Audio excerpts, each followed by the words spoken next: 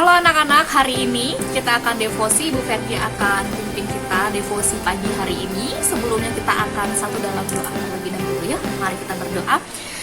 Bapa kami di surga, kami sungguh mengucap syukur hari ini Tuhan memberikan kami waktu lagi, kesempatan lagi untuk kami mendengarkan sebagian dari firman-Mu Tuhan.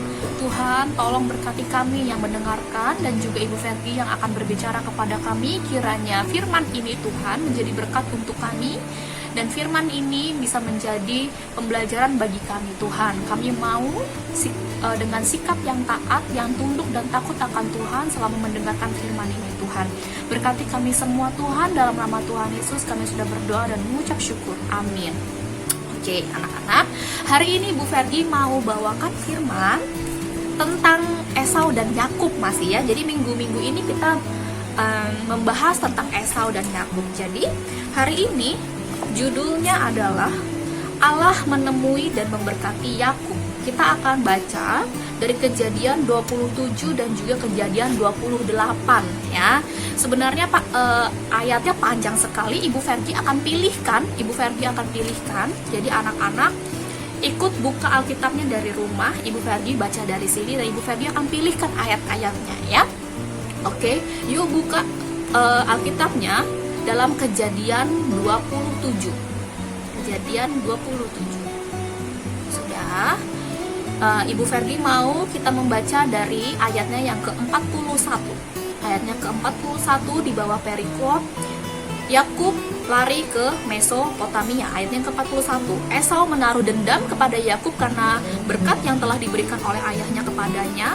Lalu ia berkata kepada dirinya sendiri, hari-hari berkabung karena kematian ayahku itu tidak akan lama lagi. Pada waktu itulah Yakub adikku akan kubunuh. Ayat yang ke-43. Jadi sekarang anakku, dengarkanlah perkataanku, bersiaplah engkau dan larilah kepada Laban saudaraku ke Haran. Ayat yang ke-44. Dan tinggallah kepadanya beberapa waktu lamanya sampai ke Geraman.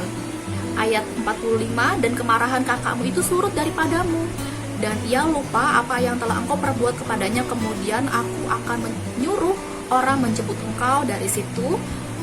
Mengapa aku akan kehilangan kamu berdua pada satu hari juga? Jadi di sini anak-anak diceritakan bahwa Esau itu menaruh dendam kepada Yakub ya. Dan anak-anak tahu sih Esau mau bunuh Yakub, tapi Yakub disuruh lari ya. Tadi ayatnya yang ke-43 disuruh pergi ya. Pasal yang ke-28 ayatnya yang pertama kita baca sama-sama. Kemudian Ishak memanggil Yakub lalu memberkati dia serta memesankan kepadanya, katanya, janganlah mengambil istri dari perempuan Kanaan. Ayat yang kedua, bersiaplah pergi ke Padan Aram, ke rumah Betuel ayah ibumu, dan ambillah dari situ seorang istri dari anak-anak Laban saudara ibumu. Jadi si Yakub disuruh lari ya. Kemudian Ibu Ferdi mau loncat ke ayatnya yang ke-10, mimpi Yakub di Betel. Jadi si Yakub sudah disuruh pergi, akhirnya Yakub pergi. Kemudian ayatnya yang ke-10, maka Yakub berangkat dari Beersheba dan pergi ke Haran. Ayat yang ke-11, ia sampai di suatu tempat dan bermalam di situ karena matahari telah terbenam. Ia mengambil sebuah batu yang terletak di tempat itu dan dipakainya sebagai alas kepala, lalu membaringkan dirinya ke tempat itu. Ayat yang ke-12, maka bermimpilah ia di bumi ada didirikan sebuah tangga yang ujungnya sampai di langit, dan nampak malaikat-malaikat Allah turun naik di tangga itu. Ayat yang ke-13, berdirilah Tuhan di sampingnya dan berfirman. Ini firman Tuhan kepada si Yakub ya melalui mimpi, akulah Tuhan Allah Abraham nenekmu dan Allah Ishak. Tanah tempat engkau berbaring ini akan kuberikan kepadamu dan kepada keturunanmu. Ayatnya yang ke-15, sesungguhnya aku menyertai engkau dan aku akan melindungi engkau kemanapun engkau pergi, dan aku akan membawa engkau kembali ke negeri ini, sebab aku tidak akan meninggalkan engkau, melainkan tetap melakukan apa yang kujanjikan kepadamu. Ibu Ferdi mau ulangin ayatnya yang ke-15b. Sebab aku, situ akunya huruf besar ya. Jadi sebab Allah tidak akan meninggalkan engkau. Siapa engkaunya itu? Yakub ya. Melainkan tetap melakukan apa yang kujanjikan kepadamu. Nih ya, jadi si Yakub melalui mimpinya, dia bermimpi Tuhan akan tetap bersama-sama dengan Yakub dan tidak akan meninggalkan Yakub. Wah, ya anak-anak, jadi hari ini Bu Fergie cerita tentang Yakub ya. Jadi anak-anak sebagai akibat dari kebohongannya, jadi si Yakub itu bohong ya. Yakub harus melarikan diri dari rumah orang tuanya. Esau sangat benci Yakub pada saat itu. Kenapa? Karena Esau dibohongin ya. Sehingga si Esau berencana untuk membunuh adiknya. Wah, seram sekali nih anak-anak ya. Atas saran dari ibunya, Yakub akhirnya melarikan diri ke rumah pamannya, si Laban, yang tinggal di Haran. Jadi mamanya bilang, Yakub, kamu pergi dari sini karena kakakmu Esau sedang marah sekali, kamu mau dibunuh, kamu pergi ke rumah pamanmu. Nah, Yakub pergi ke rumah pamannya Laban di Haran. Yakub harus berangkat dengan tergesa-gesa dan sembunyi-sembunyi, harus cepat-cepat dan sembunyi-sembunyi. Kenapa? Supaya tidak ketahuan sama Esau ya. Ketika itu orang tuanya tidak memberi Yakub budak untuk menemaninya atau membantunya dalam perjalanan. Jadi tidak ada orang yang membantu si Yakub pada waktu itu. Yakub bahkan tidak menunggangi unta. Jadi dia pergi ke rumah Haran dengan jarak yang sangat jauh. Dengan cara apa? Berjalan kaki anak-anak. Dapatkah kamu bayangkan berat dan sesaknya hati Yakub saat itu? Dia harus pergi cepat-cepat, tidak ada yang temani dia. Bagaimana perasaannya ya? Dia harus pergi sendiri. Wah, sesak sekali rasanya anak-anaknya harus pergi gitu ya. Nah, Yakub tentu sangat sedih karena harus meninggalkan ibunya yang sangat menyayanginya, ayahnya, dan juga pergi dari rumah. Bukan saja sedih, Yakub juga dipenuhi dengan ketakutan. Kenapa ketakutan? Karena Esau sudah mengancam akan mau membunuh dia. Anak-anak tahu jarak dari rumahnya si Yakub ke Haran itu jauh sekali anak-anak ya. Gak dekat, 480 km. Anak-anak kalau kita bayangkan 480 meter itu kira-kira jaraknya sekitar dari Surabaya ke Jakarta. Kita biasanya dari Surabaya ke Jakarta kita naik apa? Pesawat ya, atau transportasi lain, transportasi darat lainnya. Tapi Yakub apakah dia naik kendaraan? Tidak, bahkan unta pun dia tidak punya. Pada waktu itu ya, dia jalan kaki sejauh itu. Ya, jarak sejauh itu ditempuh Yakub dengan jalan kaki. Dia berjalan kaki berapa lama anak-anak? Kurang lebih 15 hari untuk sampai ke rumah pamannya di Haran. Ya, jauh sekali mau ke rumah paman Laban, ini jauh sekali. Ya. Tidak ada seorang pun yang temanin dia. Tadi dijelaskan tidak ada budak, tidak ada unta, tidak ada apapun yang menemani dia anak-anak. Jadi dia sendiri. Selain itu masih banyak bahaya lain yang mungkin ditemuinya sepanjang perjalanan. Bagaimana kalau dia ketemu sama orang jahat? Atau dia ketemu sama perampok? Kita tidak ada yang tahu. Dia tidak ada yang temani. Dia benar-benar sendirian. Ya. Namun Yakub juga sadar bahwa ini terjadi karena dosa yang telah diperbuatnya. Jadi Yakub sadar bahwa ini terjadi karena aku juga berdosa, sudah membohongi kakaknya gitu ya.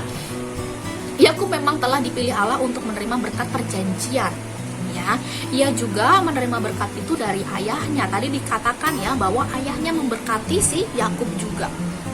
Ya, tetapi apakah Allah masih berkenan kepadanya? Setelah si Yakub itu berusaha menipu, mungkin Allah sekarang menolak ya karena dosanya. Nah, Allah mengetahui dan juga mengerti semua perasaan dan pertanyaan yang ada di dalam kepalanya si Yakub sekarang. Tuhan tahu apa yang Yakub rasakan. Allah mengasihi Yakub dan tidak ingin Yakub terus-terusan berada dalam ketakutan.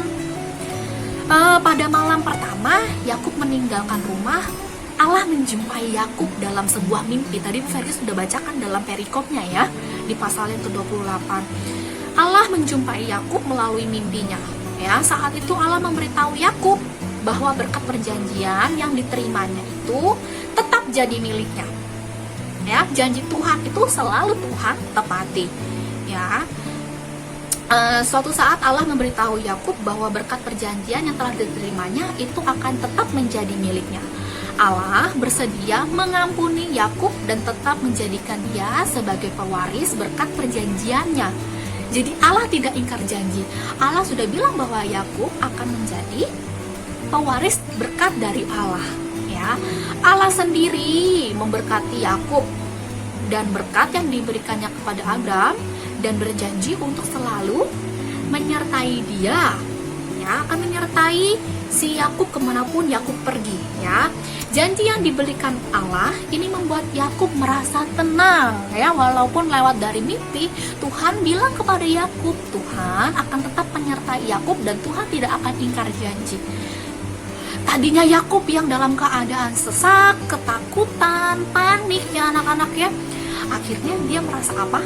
Merasa tenang karena Tuhan menemui Yakub melalui mimpi, dan Tuhan bilang Tuhan akan menyertai Yakub, ya. Yakub tidak perlu merasa takut lagi dan tidak perlu merasa sendiri lagi. Karena siapa? Karena Allah menyertai Yakub, ya. Sepanjang perjalanan Yakub dari tempatnya ke Haran, ke tempat pamannya itu, dalam perjalanan Tuhan akan menyertai. Bahkan bukan saat perjalanan saja, tapi dalam sepanjang perjalanan hidupnya, Tuhan akan tetap menyertai si Yakub. Allah menjumpai si Yakub lewat mimpi. Jadi Allah menjumpai Yakub ketika Yakub tertidur, ya. Tadi Bu Ferli bilang, ya, bahwa dalam perjalanan akhirnya Yakub ambil batunya taruh di bawah dan dia tidur di situ. Dan saat dia tidur, dia bermimpi Tuhan menemui dia. Ya, ini menunjukkan bahwa sama sekali tidak ada usaha Yakub dalam perjumpaan sama Allah. Saat Yakub berjumpa dengan Allah, apakah Yakub yang menjumpai Allah atau apakah Yakub yang mencari Allah? Tidak. Apakah Yakub sedang berdoa? Tidak. Apakah Yakub mencari Tuhan di mana Tuhan? Tidak.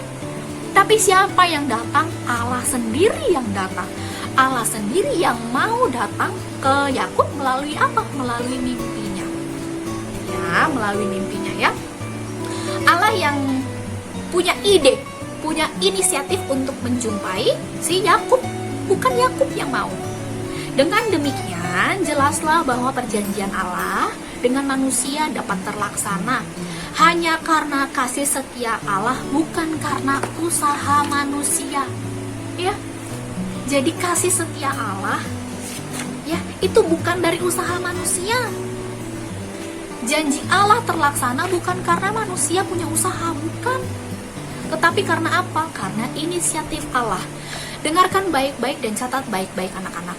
Anugerah dan juga berkat itu selalu datang dari idenya Allah, dari inisiatifnya Allah.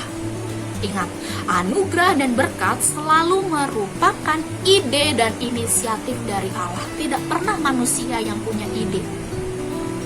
Tidak pernah manusia yang punya inisiatif. Anugerah dan berkat selalu dari Allah. Allah yang selalu pertama kali mau memberikan berkatnya kepada manusia, kepada hambanya. Ya, jadi indah sekali, ya, pembacaan firman hari ini. Kita diingatkan lagi bahwa manusia tidak ada apa-apanya. Anugerah dan berkat itu hanya dari Allah. Apakah manusia minta? Tidak. Tapi apa? Inisiatif dan ide dari Allah. Allah yang memberikan, tidak pernah dari inisiatif manusia, tidak. Saat Allah menjumpai Yakub di dalam mimpi, itu juga siapa punya ide atau siapa inisiatifnya? Siapa? Allah. Jadi anugerah, berkat, apapun, janji itu selalu datangnya dari Allah terlebih dahulu. Baik sekali Allah kita, ya. Good sekali Allah kita, ya. Jadi kita bersyukur punya Allah yang memperhatikan kita, tidak pernah ingkar janji, memberikan anugerah dan berkatnya secara cukup kepada setiap manusia. Apakah manusia yang mengusahakan? Tidak.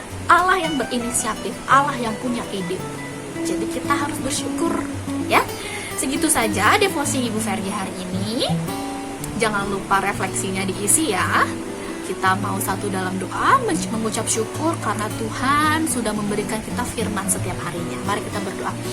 Bapa kami di surga, kami mengucap syukur untuk setiap berkat firman yang Tuhan selalu berikan kepada kami Tak henti-hentinya Tuhan menyadarkan kami bahwa kami itu adalah manusia yang terbatas dan kami tidak bisa apa-apa tanpa Tuhan. Terima kasih Tuhan, Tuhan ingatkan kami lagi untuk kami bersandar kepada Tuhan saja. Terima kasih Tuhan, kami sebentar lagi akan melanjutkan aktivitas kami akan belajar secara mandiri dan online di rumah kami masing-masing. Kiranya Tuhan tetap sertai dan pimpin kami di tengah keterbatasan kami.